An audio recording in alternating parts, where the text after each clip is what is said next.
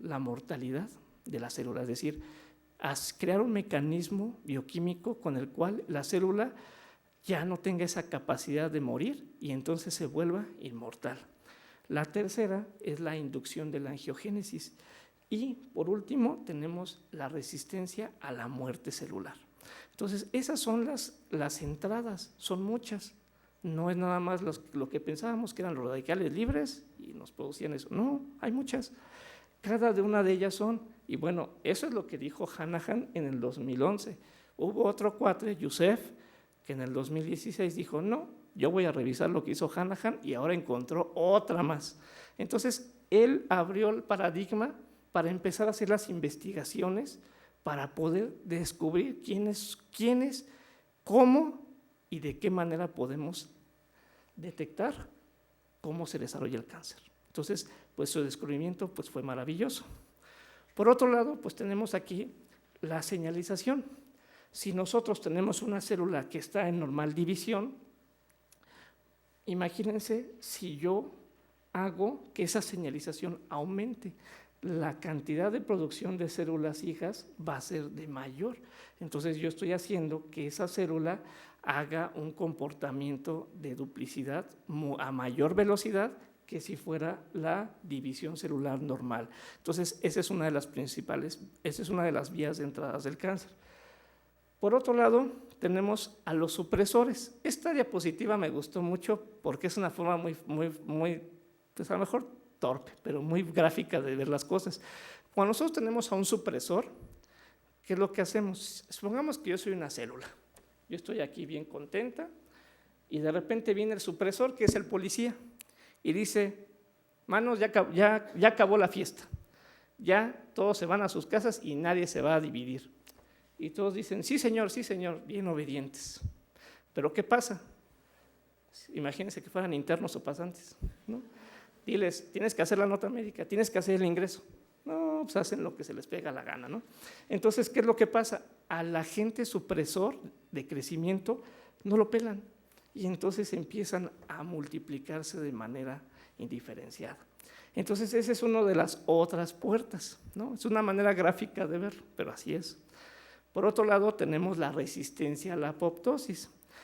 Aquí lo que hablábamos, pues la P53 en teoría nos reparaba o nos llevaba a una apoptosis y eso nos podía dar dos cosas, la reparación del DNA o la senectud de la célula para que lo llevara a la muerte. Imagínense que ni viéramos este paso, ya no se va a resistir a la apoptosis, sino que va a perdurar. No estamos hablando que sea inmortal, todavía no estamos hablando de eso, estamos hablando que va a ser resistente al fenómeno de la apoptosis. ¿Sale? Ahorita vamos a ver lo de la inmortalidad, no se desesperen, ahí viene. La inmortalidad va a depender de un factor, las telomerasas. Cada vez que la célula se va reproduciendo, las telomerasas se van disminuyendo hasta que se queda sin telomerasa.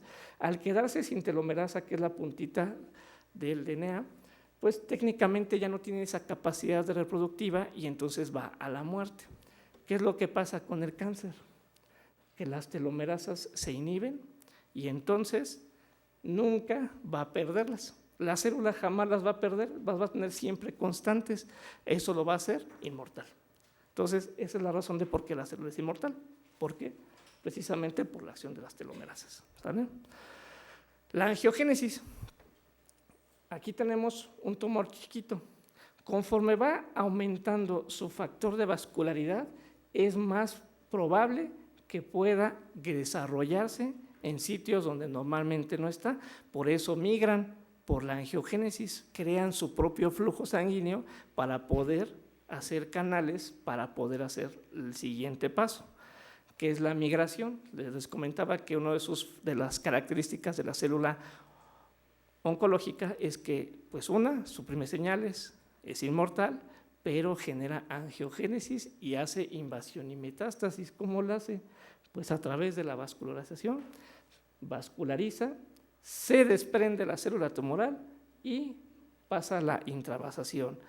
Sigue recorriendo hasta llegar a un nuevo sitio sanguíneo para hacer una extravasación y entonces ya tener un crecimiento de un tumor secundario. Entonces, pues por esa razón tenemos las metástasis, porque migran las células, pero tienen que hacer ese proceso de angiogénesis para poder generar los conductos. No necesariamente tiene que ser el lugar más cercano, porque recuerden que tenemos cánceres que a lo mejor son del páncreas, pero después la metástasis en el cerebro. No tiene que ser lo más cercano, no necesariamente, ¿vale? Bueno, ahora, ya si nos vamos más científicos, eso es lo que hablaba este cuate. Hanahan decía, pues ya encontré los pasos del cáncer, ya sé que a través de las inhibiciones, de los señalizadores, de los factores de crecimiento, por ejemplo, uno de los factores de crecimiento que más se ha investigado son los PARP. Los PARP son prácticamente los inhibidores de crecimiento epidermal, es decir, la parte más externa, celularmente hablando, ¿no? Todo lo que se acople al PARP y que lo inhiba, pues va a permitir que tenga un crecimiento, ¿no? Tenemos también, pues obviamente, los inhibidores de la glicólisis, tenemos también, por ejemplo, los inhibidores de la quinasa ciclina dependientes, que eso nos van a dar factores enzimáticos importantes cuando hablamos de la duplicidad celular o cuando tienen necesidad de poder desarrollar algún tipo de fenómeno bioquímico, ¿no? Entonces, como podrán ver, lo que hace Hanahan es precisamente darle más énfasis a cómo esas señalizaciones, esa angiogénesis, esa supresión tumoral, esa inmortalidad celular, poco a poco los va desarrollando, ¿no? Entonces, de esa manera, pues creíamos, y les digo creíamos que era todo, pero no. Esas son las puertas, todavía nos falta entrar al cáncer, ¿no? Esa es apenas la entradita. Entonces, ¿qué es lo que hizo Youssef? Youssef en el 2017, en su artículo que dice, revisando las entradas del cáncer, dice, no, ahora yo encontré aparte otra cosa.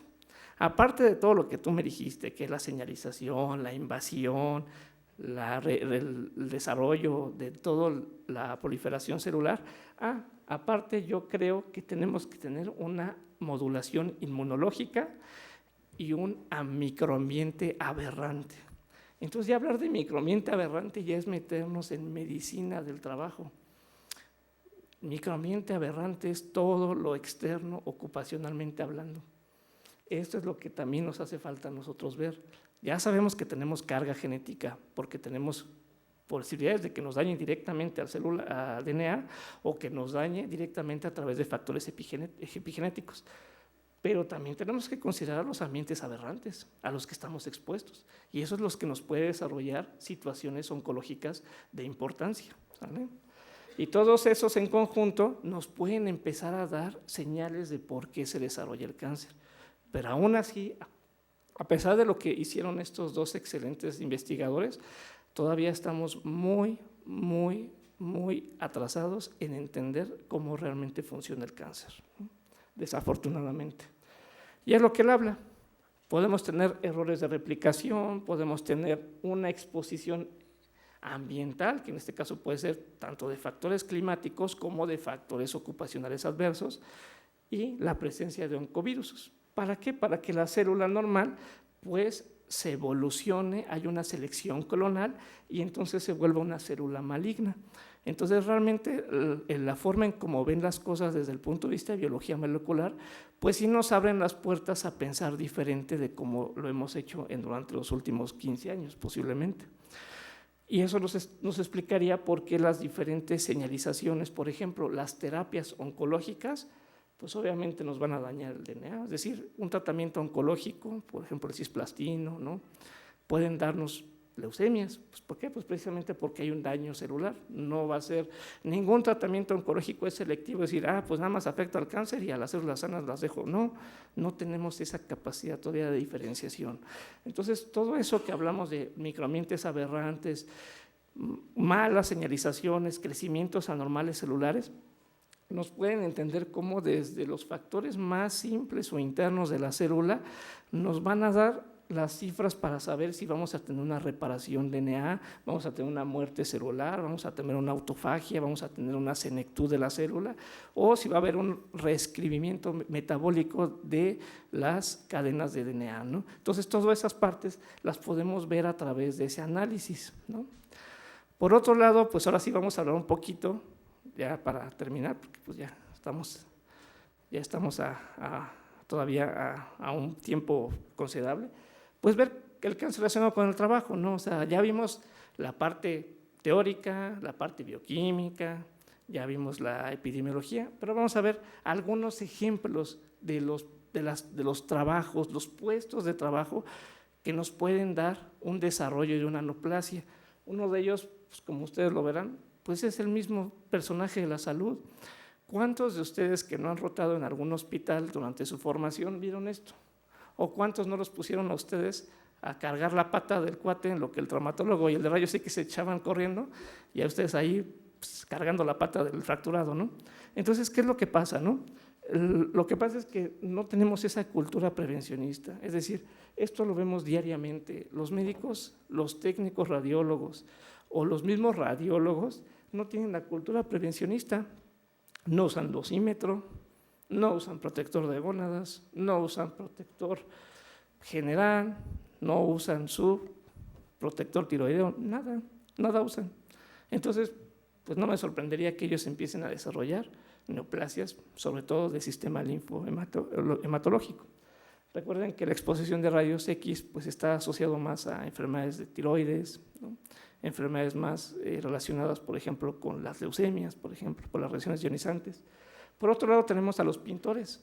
La mayor parte de los pintores, desafortunadamente, como lo pueden ver en la fotografía, no utilizan equipo de seguridad, no utilizan cubrebocas, no utilizan guantes, no se cubren las partes expuestas, porque es muy común que estén así, que todo el brillo de las pinturas, que generalmente tienen resinas epoxi o que pueden tener benzopirenos dentro de su formación, pues están en contacto directo con el trabajador. ¿Y eso qué es lo que va a desarrollar? Pues no nada más lesiones irritativas cutáneas, sino también va a producir con el paso del tiempo el desarrollo de neoplasias que desafortunadamente, pues cuando ya se llegan a detectar, pues lamentablemente el pronóstico pues es malo, lamentablemente es muy malo, sobre todo una leucemia mieloproliferativa severa, pues realmente el pronóstico es bastante malo, y más si no se tiene el donante o no se tiene el trasplante de médula ósea adecuado, o sea, realmente el pronóstico sí puede ser fatal, ¿no? Por otro lado, pues tenemos a los mineros, ¿no? Estos pues realmente históricamente así han trabajado, digo, la gente que o los compañeros que han tenido la oportunidad de ir a una empresa que sea minera, pues realmente se dan cuenta cómo salen llenos de suciedad los obreros. Yo me acuerdo mucho, hay una empresa que se llama Goldcorp, que está en Guerrero, en Chilpancingo, que se dedica a la minería. Y me invitaron a ir a la empresa a hacer una evaluación y yo me quedé sorprendido de cómo salí. O sea, este salió decente, yo salí más negro de lo que estoy, ¿no? Entonces, esto está canijo eso, ¿no? Entonces, realmente sí es algo impresionante la cantidad de suciedad, de polvo, pues ahora sí que de minerales que están continuamente en exposición y que pues así llegan a sus casas, ¿no? Así llegan directamente. Por otro lado, tenemos a los plaguicidas, que en este caso, pues recuerden que la mayor parte de los jardineros o los que se dedican a la horticultura, pues realmente no tienen un equipo tampoco de seguridad. No utilizan tampoco algún tipo de traje especial, algún tipo de cubrebocas, nada. O sea, ellos manejan las sustancias de tal manera. Hay muchos de los jardineros que si ustedes les preguntan, oye, ¿qué estás usando? Ni siquiera saben lo que están usando. Ni siquiera saben a qué concentración están usando. No saben si es carbamato, piretroide, organoclorado o a veces una combinación de todo, ¿no? Entonces realmente ese es también el desconocimiento del propio trabajador, es lo que produce precisamente el que esté expuesto a muchas cosas. No es lo mismo no estar expuesto a carbamatos que a 5 diferentes herbicidas o plaguicidas. Entonces realmente el que nosotros empecemos a vigilar cómo trabajan y de qué manera lo hacen, pues sí nos va a dar un parámetro de acercamiento para sospechar de alguna neoplasia ocupacional, ¿no? Por otro lado, tenemos obviamente al personal de salud. ¿Cuántos de nosotros no hemos entrado en alguna ocasión a un evento quirúrgico? Pues imagínense, si de por sí muchos no les gusta el olor del cauterio, pues imagínense al que está todo el tiempo operando. Desafortunadamente el electrocauterio, aunque no nos guste, estamos quemando tejido. Al quemar tejido estamos quemando grasa adiposa y estamos generando tejido conectivo laxo. Y eso desafortunadamente está rico de muchas sustancias de glicoproteínas que cuando se hace una combustión, ¿qué es lo que vamos a tener? La producción de hidrocarburos aromáticos, ácidos grácidos y monóxido de dióxido de carbono. Y si aparte de eso le agregamos, como en casi todos los centros de salud que tienen un deficiente EPA, EPA significa filtro de aire altamente especializado. Casi nadie lo tiene, nada más las pocas rendijas que ustedes vean en los quirófanos están de adorno, o sea, no funcionan. Entonces, ¿qué es lo que está pasando? Esa combustión está cíclicamente pasando por el área de donde están operando o puede contaminar otras salas. Entonces, pues, ¿quién es el que va a estar ocupacionalmente expuesto? Pues el cirujano. No me sorprende que hay casos documentados de cirujanos que tienen precisamente cáncer en nariz, en mucosas, por la emisión de hidrocarburos aromáticos o policíclicos derivados a la combustión de los tejidos. Y si más sin embargo, le achacamos que el mismo cirujano no se quita ese cubrebocas durante toda la semana, porque realmente es eso, o sea, se lo usan todo el día. Entonces no hay un cambio, no nada más se lo suben, se lo bajan, se lo suben, se lo bajan, se lo bajan. Entonces también eso es algo que nos está dañando poco a poco, ¿no? Muchos dirán cáncer en buceo, chivos. No, pues aquí está bonito, ¿no? Pues los peces, es la onda, ¿no? Pero esta es la realidad. Esto es lo que viven los buzos de Pemex.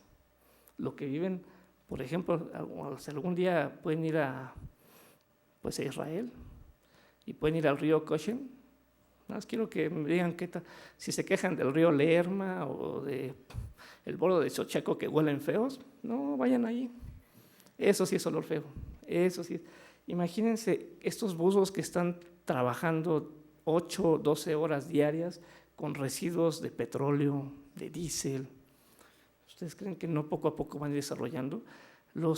Precisamente los primeros estudios que lo hicieron fueron precisamente los israelitas, que empezaron a ver que sus buzos marinos empezaron a desarrollar neoplasias cerebrales y no sabían por qué. Bueno, pues ya sabemos por qué, ¿no? Pues por la exposición a toda esa combustión, a toda esa desecho industrial a los que ellos tienen que estar sometidos cuando hay una ruptura de algún ducto o cuando hay algún mantenimiento preventivo o correctivo de algún ducto, pues es toda la porquería que tienen que revisar y por cuánto tiempo.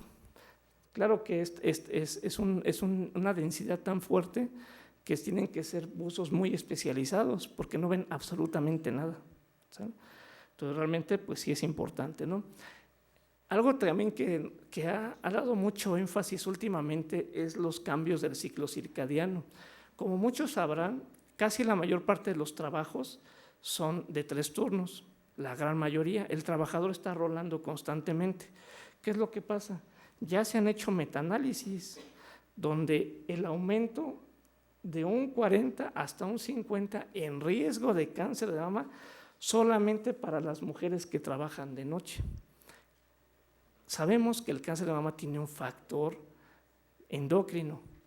Si también regulamos que el ciclo circadiano modifica el estradiol y el cortisol, no nos sorprenda que también tenga comportamientos negativos hacia el tejido mamario por precisamente los cambios circadianos, ¿no? Entonces sí es importante que como empresas empecemos a ver sobre todo los patrones, porque es difícil que al patrón le podamos convencer de eso, ¿no? Porque ellos hablan de productividad. A ellos no les interesa si duerme o no duerme o si tiene cáncer de mama o no, pero hay que empezar a enseñarles que ya hay evidencia de que se están empezando a presentar casos simplemente por el hecho de cambiarlos de turno o que estén constantemente en exposición prolongada por un cambio de jornada laboral a un turno nocturno. Y más si tomamos en cambio que la trabajadora tiene de por sí factores de riesgo, tiene obesidad y aparte pues, se quiere proteger para no tener hijos, imagínense la carga genética, la carga hormonal que tiene esa trabajadora y que muy probablemente pueda desarrollar una neoplasia. Las aeromosas también es lo mismo. Esto no es nuevo, ¿no? Desde los años 90 ya en Dinamarca, Alemania ya han visto precisamente que ha habido una incidencia progresiva del cáncer de mama en las aeromosas. ¿Y cuál es el factor ocupacional? Pues la radiación ionizante. Están más cerca de la radiación ultravioleta. ¿Cuándo han visto una rata, una cucaracha en un avión? Pues imagínense lo que le ponen, ¿no? La cantidad de pesticidas y la energía electromagnética que generan los campos de las turbinas, todo eso es lo que está ocupacionalmente expuesta a la trabajadora. Entonces imagínense, todo eso poco a poco pues nos va a ir generando un daño. Otro agente que muy pocos conocen es el pentaclorofenol. Solamente los que trabajan en la madera puede ser que lo conozcan. El pentaclorofenol se le conoce como el plaguicida de excelencia, pero no el plaguicida como lo conocemos, sino es que esta sustancia es especialista para matar la polilla. Muchos de los muebles que compran ustedes, pues es muy común que se les meta la polilla porque no tiene el barniz, no le va a hacer nada a la polilla. O sea, con barniz o sin barniz va a comerse la madera. Pero el pentaclorofenol es una sustancia química extremadamente corrosiva, extremadamente agresiva, que es tan agresiva que con el simple hecho de que se acerque la polilla, ni se posa, se va por el olor. Hay un lugar muy famoso que muchos van, que se llama San Pedro Tultepec, que está en el Estado de México, muy cerca de San Mateo Atenco. Se especializa ese pueblito porque hacen mucha madera o productos de muebles de madera a muy bajos precios y pues de más o menos mediana calidad. Pero esas personas trabajan en talleres muy pequeños en los cuales no tienen acceso a la seguridad social, no tienen un médico ocupacional, entonces realmente trabajan en talleres muy pequeños y barnizan los muebles con el pentaclorofenol sin ningún tipo de ventilación. Entonces, ¿qué es lo que pasa? Esta gente de ahí últimamente está desarrollando muchas leucemias. Entonces, pues, ¿por qué? Pues porque están ocupacionalmente expuestos, pero como no tienen acceso a la seguridad social, pues nadie los detecta, nadie sabe de qué se mueren. Esa es una de las razones por qué la OMS nos marca que más del 70% de los trabajadores a nivel mundial no tiene acceso a algún tipo de seguridad social, ¿no? Y eso obviamente pues, le afecta y merma a la familia y a la propia salud del trabajador. Por otro lado, pues, tenemos el arsénico, que muchas veces sabemos que el arsénico lo ocupan para, sobre todo, la industria metalúrgica y para las pinturas. Muchos lo podemos detectar si tan solo nos enfocáramos a la semiología. Las líneas de Metz-Aldrich son las características que nos van a dar por una intoxicación crónica por arsénico o la hiperkeratosis palmoplantar. Entonces, si nosotros revisamos a nuestros pacientes, a nuestros trabajadores, pues a lo mejor podemos ya empezar a detectar esos casos antes de que hagamos parámetros bioquímicos. Claro que hay que tener un diagnóstico diferencial porque recuerden que las líneas de Metz-Aldrich pueden confundirse, entonces hay que tener cuidado, por eso les puse el diagnóstico, les puse no confundir. Tenemos las líneas de Bo y las líneas de Muesch, que son muy parecidas, pero esas nos hablan de otras patologías, nos hablan más de patologías endocrinas, asociaciones de la diabetes, insuficiencia renal, ¿no? Nos habla de otras patologías, ¿no? Entonces nada más hay que tener un poquito de cuidado. Pero también el arsénico, pues aparte de que nos va a dar problemas hepáticos bastante importantes, como es una hipertensión portal no cirrótica, pues nos puede dar manifestaciones extrahepáticas, como una leucopenia, una anemia o un cáncer pulmonar o una neuropatía periférica sensitivo-motora. Entonces realmente el arsénico, pues sí tenemos que andarlo revisando porque es un componente que nos puede dar un proceso oncológico importante. Por otro lado, últimamente se ha hablado mucho de ciertas sustancias, ¿no? Los hidrocarburos halogenados sí nos dan muchos efectos crónicos, pero últimamente se han puesto a los investigadores a analizar por qué ha aumentado mucho la incidencia del coliojosarcoma. El colangiocarcinoma es raro, pero ¿qué es lo que está pasando? ¿Qué hacen los científicos? Como no hay, la IARC todavía no encuentra por qué, pero ya está en el punto, ya empezaron a hacer los primeros análisis.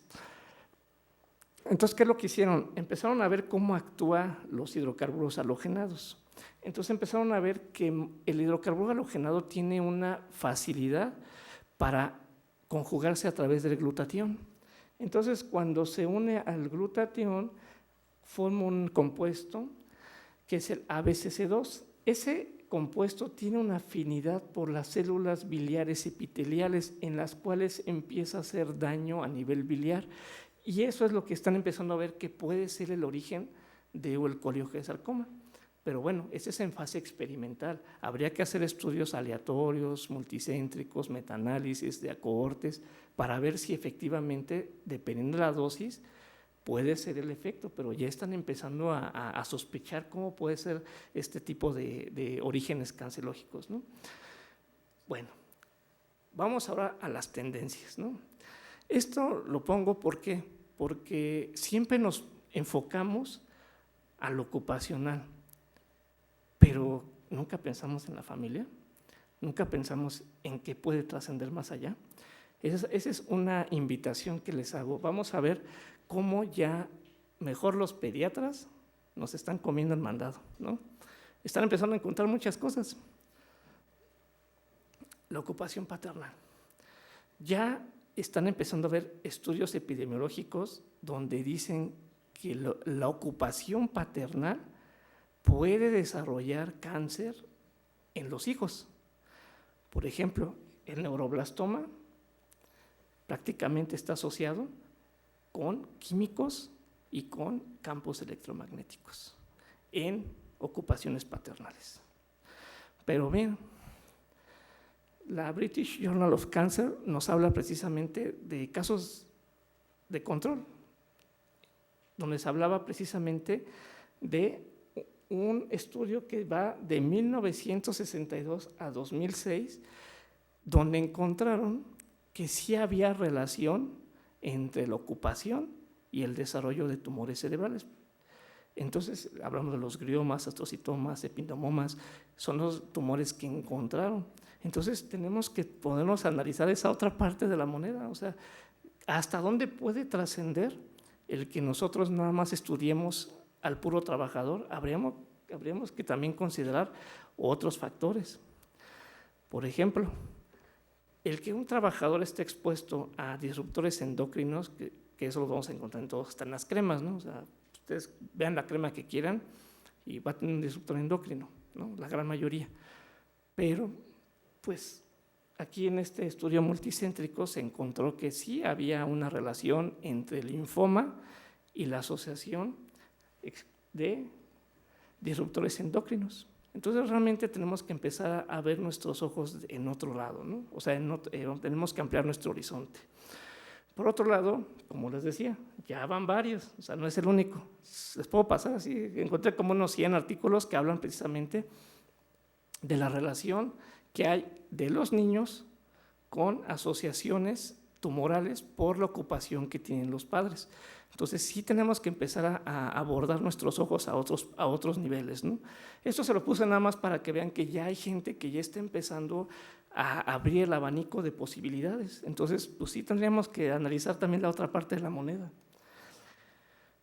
¿Los plásticos son seguros? Pues yo digo que no, ningún plástico es seguro, pero nos han enseñado o nos han mentido que dependiendo el número de clasificación que se ve en la parte de abajo de los plásticos, es la parte más segura, pero la realidad es de que todo viene de un simple y compuesto que todos, la gran mayoría deben de saber. El cloruro de vinilo es lo que le da la mayor parte de la formación de plásticos, principalmente el PVC.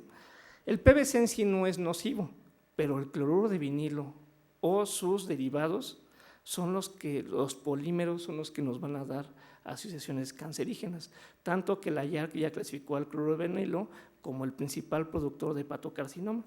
Entonces realmente los plásticos pues no son seguros, ninguno, aunque digan que está libre de bisfosfenol B, la manga del muerto, todos los plásticos son malos.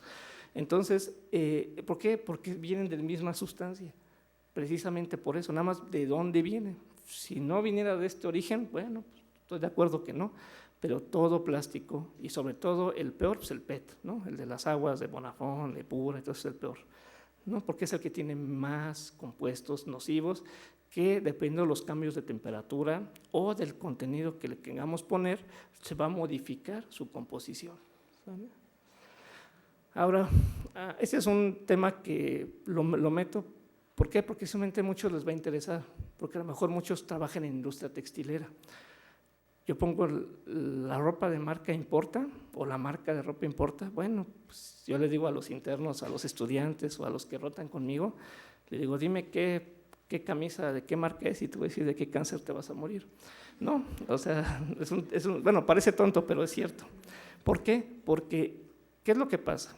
Bueno, y analícenlo, mucha gente compra ropa de marca porque dice que le dura más, que la lava y no se despinta, ¿no? O sea, que si se compra su polo Lacoste, pues esa le va a durar. Pero que se compra la polo del Soriana, que a las 2 lavadas ya si era amarilla, se puso blanca, ¿no? Bueno, sí tienen razón, tiene mucho que ver. De hecho, esto no es nuevo, esto es del 1996, o si no es que antes. Greenpeace fue de los primeros que empezó a ver de la contaminación secundaria a lo que se le contienen los tejidos de las marcas de renombre. Hicieron un estudio, lo pueden consultar en línea, se llama Dirty Laundry 2, lo pueden descargar gratis. Empezaron a estudiar todas las marcas, Lacoste, Calvin Klein, Puma. En todas encontraron etoxilato de nonfenol, que es un disruptor endocrino que nos va a dar precisamente alteraciones bioquímicas y que también se sospecha que pueda dar cáncer. Entonces, pues todas las prendas encontraron esa sustancia. Entonces, y no nada más es la única, estamos hablando de que muchas de las marcas, si ustedes trabajan en empresas o han visto o conocen a compañeros que trabajan en empresas que trabajan textiles como Optima, Baby Crazy, trabajan con anilinas, trabajan con benzopirenos, trabajan con muchos cementos o pegamentos que nos van a dar precisamente esa resistencia al color. Y eso es lo que cada vez estamos absorbiendo en nuestros tejidos. Entonces sí, la ropa de marca sí importa. Entonces si quieren vivir más, pues cómprense las del Soriana. Eso, créanme, no cuestan 30 pesos y eso sí son algodón sintético, pero algodón, no le metieron nada. Entonces bueno, pero sí tiene mucho que ver eso, ¿no? ¿De dónde viene? Pues peor, la materia prima, ¿no? La gran mayoría de las empresas, o sea, ustedes véanlo, las ropas de marca casi son muy raras que sean hechas en México o en El Salvador, ¿no? Son siempre China, Vietnam, Bangladesh, Taiwán, ¿no? Isla Macao, ¿no? Pues precisamente porque nos habla precisamente de dónde viene la materia prima. Y por los bajos costos, pues obviamente estamos hablando de que, aunque pareciera que es una ropa de buena calidad, pues en realidad es todo lo contrario, ¿no? Entonces, pues lo peor de todo es que nosotros no somos los afectados, sino la gente que está expuesta. Imagínense, para que ustedes se compren unos jeans por ejemplo, unos jeans reconocidos son Buffalo jeans, ¿no? Son caros, no creo que valen como 1,900 cada par, pero a la gente le gusta. ¿Por qué? Pues porque tienen efecto deslavado, muy bonito. Pues imagínense la cantidad de agua, la cantidad de sustancias químicas que se requieren para que tengan esa tonalidad. Y eso es lo que ustedes están poniendo día a día, ¿no? Entonces, pues hay que reconsiderar las cosas, ¿no? Y pues vamos a ir a la parte última de nuestra conferencia para que haya un poquito de tiempo para preguntas, que de seguro va a haber muchas, o espero que no, para que no me pongan más nervioso. Vamos a hablar un poquito de la metodología. Ahora sí, vamos a hablar un poquito, ya hablamos de la parte teórica, vimos algunos ejemplos de cómo va a ser el cáncer ocupacional, pero ¿cómo vamos a identificarlo? Pues había un maestro que nos decía, para hacer un caldo de conejo, ¿qué se requiere? Pues el conejo, ¿no? Pues es lo mismo. Primero yo tengo que identificar mi diagnóstico. Ya identificando mi diagnóstico, ya tengo una confirmación de un efecto. Todavía no encuentro la causa, pero ya tengo el efecto. Paso 2, ya tengo mi diagnóstico. el siguiente paso es sospechar de la asociación con la exposición laboral, es decir, la antecedencia de la exposición. Tercer paso, describir la latencia de la exposición. ¿Por qué es importante esto? Recuerden que en cáncer no es como la gripe. O sea, a mí me infecto de gripe, mañana ya estoy todo griposo. Cáncer es diferente. La latencia es una parte muy fundamental que tenemos que considerar. La latencia en cáncer, desafortunadamente, aunque no nos guste, es larga. Estamos hablando que mínimo de 5 años, mínimo, o sea, ya por muy poquito. Pero normalmente hablamos de latencias largas. Si yo tengo un trabajador que tiene leucemia y tiene un mes trabajando, pues no le voy a achacar la leucemia al trabajo, ¿no? Entonces, pero sí podría ser una estimación del riesgo, decir, ok, pero ¿en qué otro lugar trabajaste? Y entonces ahí sí ya partimos para el retroceso y ver en dónde obtuvo la exposición, siempre y cuando haya sido trabajador en otras empresas con un agente ocupacionalmente o potencial de generar cáncer, ¿sale? Ahora, para poder descubrir si realmente este cáncer está asociado a la sustancia química de la que estamos hablando, primero tenemos que hacer la identificación, caracterización y documentación del factor de riesgo. Entonces, ¿qué tenemos que hacer? Identificar dónde, caracterizar cuántas veces, documentar. ¿Hay alguna evidencia bibliográfica que me sustente que esta patología puede estar en relación con este agente químico? Esa es la metodología que debemos de llevar. ¿Por qué no puedo yo decir, pues no, es porque yo digo, pues va a ser? No, tenemos que tener una metodología, porque eso nos va a dar un resultado. ¿Para qué? Pues para establecer la relación causal y entonces ya podamos motivar la relación causa-efecto y trabajo-daño, como se le conoce vulgarmente en el IMSS, ¿no? Que es un término que a mí no me gusta, pero bueno, lo utilizan desde hace años, ¿no? Pero bueno, de esa manera es como tenemos que empezar a hacer nuestros protocolos. Primero, identificar, caracterizar, seleccionar y hacer nuestra historia ocupacional de manera fehaciente y sin tratar de no omitir ningún paso ni ningún químico. Eso es bien importante. Hay trabajadores que yo sé que no utilizan desafortunadamente las hojas de seguridad, a veces ni saben a lo que están expuestos, pero de todos modos es importante tratar de conseguir las fichas de seguridad, ¿no? Porque muchas veces no sabemos cómo es el producto. A lo mejor a mí el trabajador me dice, es que yo trabajo con el Cabel 4, si sé qué es, ¿no? Pues para eso están las fichas de seguridad, para que yo sepa que esa sustancia tiene ese nombre comercial, pero tiene un nombre genérico o una sustancia activa. Y entonces ya conociendo la sustancia activa ya puedo saber cuál es principalmente la sustancia a la que voy a empezar a estudiar, ¿vale? Por eso es importante que conozcamos las fichas internacionales de seguridad química, porque en ellas contienen datos muy precisos. Hay más de 1,700 fichas disponibles de manera gratuita en formato electrónico, ¿no? Entonces, si tienen duda de alguna sustancia, pues las pueden imprimir para saber cuáles son sus efectos toxicológicos, si son altamente corrosivos, si a lo mejor tienen un grado de flamabilidad muy alto. O sea, hay muchas cosas que tenemos que investigar, ¿no? Entonces, en ese sentido, pues sí los invito a que cada vez que ustedes identifiquen algún agente químico que desconozcan, pues se acerquen a las fichas de seguridad. Eso les va a dar un poquito más de acercamiento a la sustancia. No les va a decir todo, pero al menos sí les va a dar una generalidad del producto. Pero también, pues también tenemos que ver el grado de susceptibilidad con el gradiente de exposición. Por eso les decía, la latencia, el volumen o la cantidad de químico que está entrando al cuerpo, pues va a depender mucho de la susceptibilidad genética del individuo y también de cuánto es la concentración a la que está expuesto. Entonces son cosas que tenemos que considerar. Por otro lado, tenemos muchas herramientas. Una de ellas es, por ejemplo, el Index Chems Plus. Simplemente tenemos que poner el agente, por ejemplo, aquí yo puse plomo, lead, ¿no? Y te hable precisamente los códigos de la sustancia, aquí viene su nombre, y aquí ya uno puede descargar en PDF o en formato HTML el documento, y de esa manera pues ya ustedes puedan tener un conocimiento más exacto de cómo está la sustancia química. Entonces, este buscador pues es bastante útil, ¿no? Yo lo utilizo mucho. O el otro es el Hazamat, también ese es un buen buscador, donde se pueden encontrar casi la mayor parte de las sustancias químicas, ¿no? Lo ideal, el futuro, lo ideal sería CAREX. CAREX es un programa de prevención que se creó primero en la Unión Europea y que después lo implementó Canadá. De hecho, este artículo es de un canadiense. ¿Y qué es CAREX? CAREX es un sistema de información donde trabajan 3 grupos: el médico ocupacional, la empresa y las autoridades gubernamentales.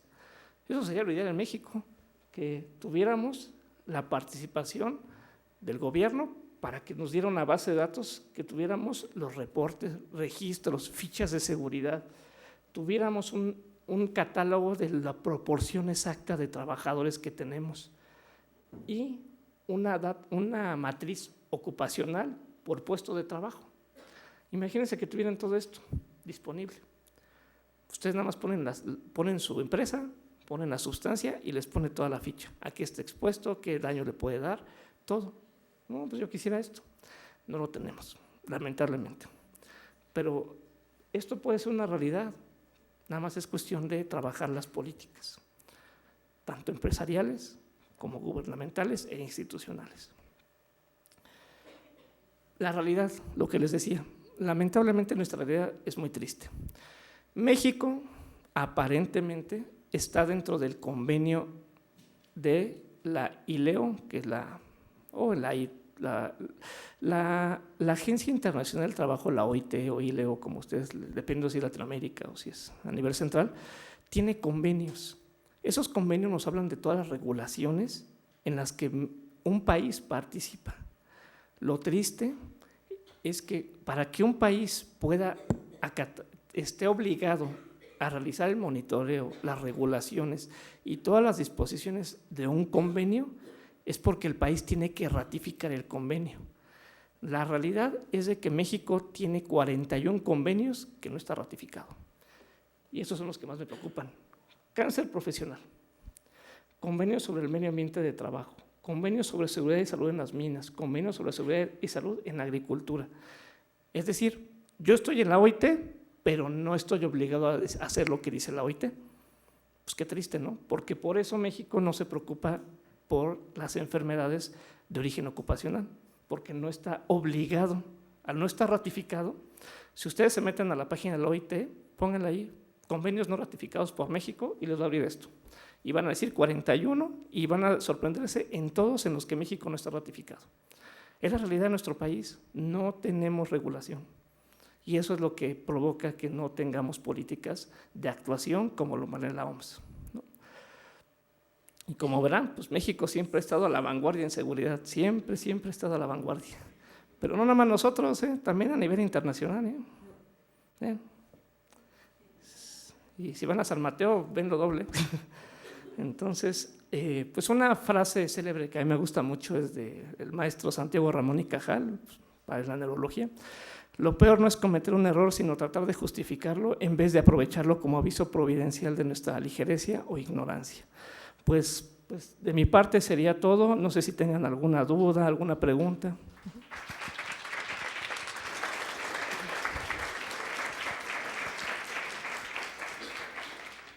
Dígame, doctora.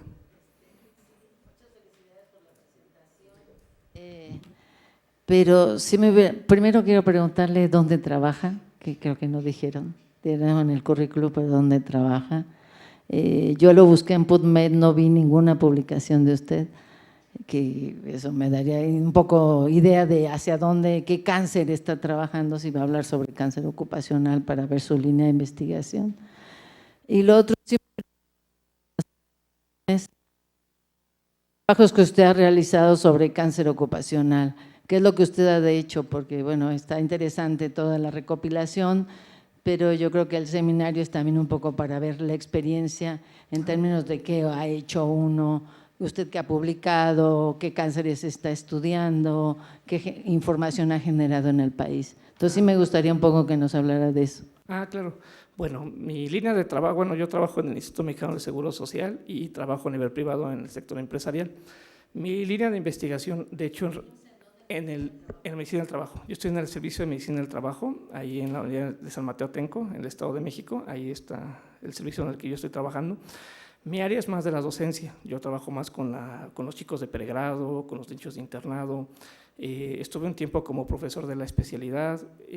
Pues lo que pasa es que las publicaciones que yo tengo son más a través del CIDELSIS, que es el portal que tiene el IMSS de Educación. Por ejemplo, de las tesis de los residentes, ahí yo he participado en varias.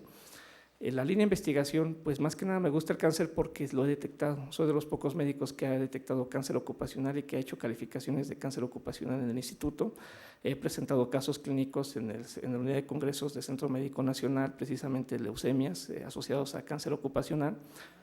No están publicadas. De hecho, en eso pues todavía estoy viendo porque como es un trabajo en conjunto, de hecho somos 4 médicos los que estamos en esa área de participación y muy probablemente sí en las próximas, si tenemos más oportunidad, empezar a hacer ya publicaciones, pero yo no tengo publicaciones como tal. Sí, también felicidades por la presentación.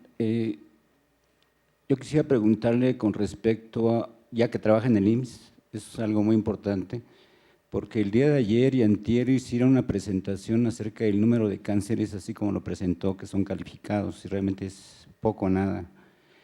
Lo peor de las cosas es que el mesotelioma pleural menos se califica. O sea, y la doctora Aguilar ha estudiado el mesotelioma pleural y más o menos ha estimado en 500 casos al año. Y de esos 500 casos al año hay que pensar en que casi 3 casos más son de cáncer pulmonar asociados al asbesto. Y como bien dice, no se diagnostican. La pregunta es ¿por qué? A 75 años de la institución no se publica esto. Nosotros trabajamos en una unidad de investigación de salud en el trabajo en el IMSS, somos 2, como dice la doctora, somos 2 changos para 18 millones de trabajadores. Y hay 4 laboratorios de toxicología, ahora de salud en el trabajo, que están prácticamente parados. Así es. Cuando usted habla acerca de la manera de medir la contaminación ambiental o medirlos ya como indicadores biológicos, la pregunta es ¿dónde? ¿Dónde se mandan esas muestras?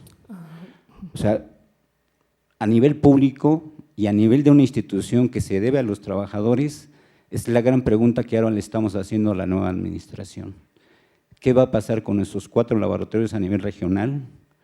Y que en la presentación del día de antier, más bien el día lunes, nos muestra a la colega que lo presentó como que si estuvieran funcionando, cuando eso no es cierto. A lo que voy es a esto, que nos enfrentamos a una situación tan deprimente en términos de que no hay infraestructura, cada vez hay menos infraestructura, de que los investigadores prefieren, en la inmensa mayoría, no todos, el relumbrón de la publicación. Y además, a nivel público no existe un diagnóstico del qué, hacia dónde. Usted mencionó una cantidad de cancerígenos y la pregunta es, ¿le podemos entrar a todo? ¿O es necesario sentarse como institución de seguridad social y decir hacia dónde? En términos, que es el tema, ¿qué cancerígenos? Porque hay trabajadores, como bien dice, que ahora se expusieron y van a pasar 20, 30. El caso del mesotelioma pleural hemos visto hasta 50 años de latencia y eso complica más las cosas. Entonces, realmente es una preocupación que quisiéramos incluso los jóvenes hacerles un llamado. Es necesario más investigadores. Así es.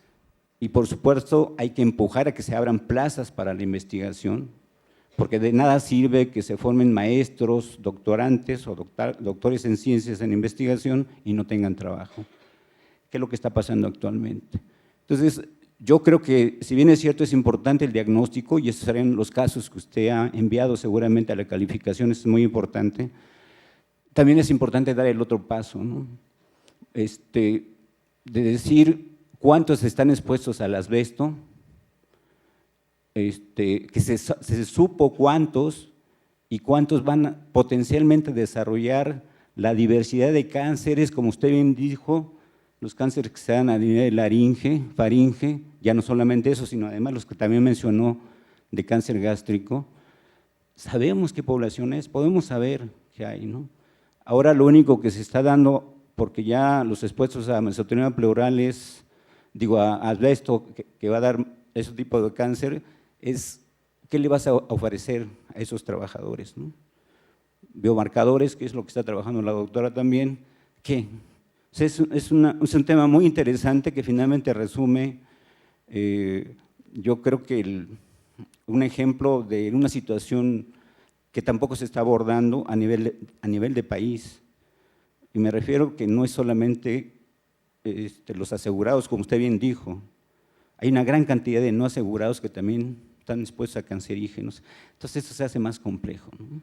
Entonces yo creo que sería interesante poder ir ahora a discutir hacia dónde, pero de verdad discutir, y creo que eso no se da, lo hemos pospuesto, hacia dónde tenemos que ir en investigación, ¿no?, que se necesita, pero investigación no solamente de los casos, sino más bien irnos a quienes están expuestos a esos cancerígenos y hacer sistemas de vigilancia epidemiológica, ¿no?